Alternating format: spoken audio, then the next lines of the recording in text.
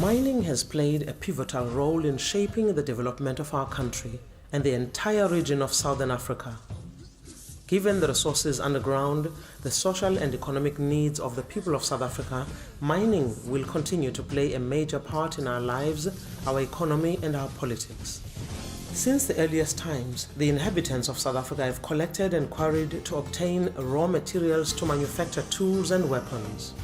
Some claims have been that mining activities were common as far back as 40,000 years ago, but it is thought that these activities are representative of sporadic collection rather than systematic mining. Evidence suggests that systematic and organized mining activities began during the Iron Age, preceding modern operations and producing iron on the Witwatersrand, copper at Phalaborwa and Messina, tin at Rooiberg and gold at Mapungubwe. The earliest large-scale mining production in South Africa was that of diamonds.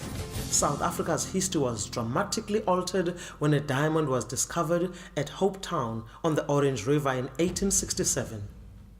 Within 3 years, 50,000 people had descended on the diamond fields near Kimberley. The South African economy, which until then had been fairly inconsequential in world terms, suddenly began to grow at a rapid rate. And when gold was discovered on the Witwatersrand, the mining industry exploded.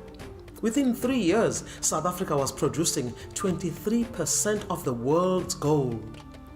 Kimberley owes its very existence to mining, as does Johannesburg. Within a few years, Joburg became one of the most vibrant cities in the world, with immigrants coming from every corner of the globe. The emergence of Sophia Town, a truly multiracial and pulsating artistic hub, also came as a direct result of mining. Welkom too owes its existence to mining, and Rustenburg has become the fastest growing city in South Africa as a direct result of the mining activity in the region. But the job caliber, discriminatory practices and a generally very low pay structure, especially at the unskilled level, led to high labor relations conflicts, low productivity and a workforce divided by race and income. These were not in the interests of the mining industry and have unfortunately left a legacy which today still impacts negatively on industry. The late 19th and early 20th century laws governing migrant labor became the centerpiece of the apartheid period. With roots in a set of unpopular laws, the migrant labor system became synonymous with forced labor. Single-sex hostels too have been seen as a symbol of migrant labor and have been a focal point of labor relations conflicts. By the early 80s, social and political tensions in South Africa had reached boiling point. Someone had to act or something drastic was going to happen. But the government of the day wasn't prepared to alter its approach.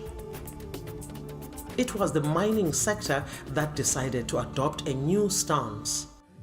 In 1983, the Chamber recognized the NUM for the purposes of collective bargaining on 9 mines, and for the first time negotiated a wage agreement for black employees. Within a few years, the NUM became the biggest trade union in the country. There are many factors that led to the change and liberation of South Africa, but no one can lay claim to being the sole hero or factor for the deliverance. But there is no denying that change in the mining industry precipitated change in the country and the economy and communities.